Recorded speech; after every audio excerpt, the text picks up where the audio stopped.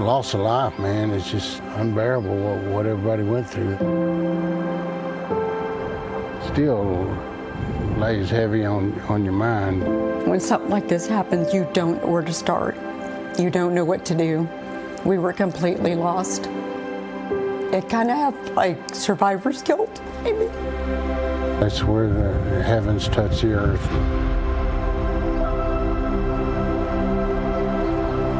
I don't think you go through something like that and don't come out a little different. It's time to start lifting people up, you know.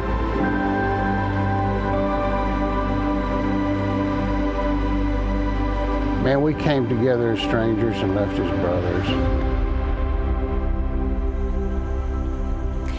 Good morning and thanks for joining us. I'm Madison Sawyer. We are here along the banks of the Guadalupe River right here in Kerr County, taking a look back at the devastating floods that hit this exact area almost 1 year ago. And as many get ready to celebrate America's 250th birthday, families right here in Central Texas and all along the Hill Country and even across the state are remembering the lives lost that tragic day.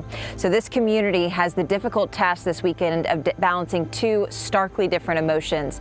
They're balancing the celebration of the 4th of July and what that holiday represents, but they're also balancing the sorrow that comes with marking 1 year since those devastating floods completely changed this area. We do want to show you, though, some drone footage, which kind of paints a good picture for you of what this area has looked like in the months that have taken place since that disaster. You're seeing video from 2025 after the flooding and then cleanup a year later. On the left side of your screen, the Guadalupe River swollen, overflowing, and on the right, the river now within its banks again, serene and steady.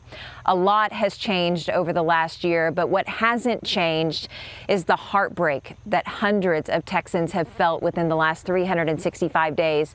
At least 135 people losing their lives in the devastating floods, including 25 children at Camp Mystic, 2 camp counselors, and the camp director, Dick Eastland. Now, one of those campers tragically is still missing to this day, and survivors are still without homes. Areas along the Guadalupe are still rebuilding, and families are still reeling from a lack of trust with officials who were supposed to protect them.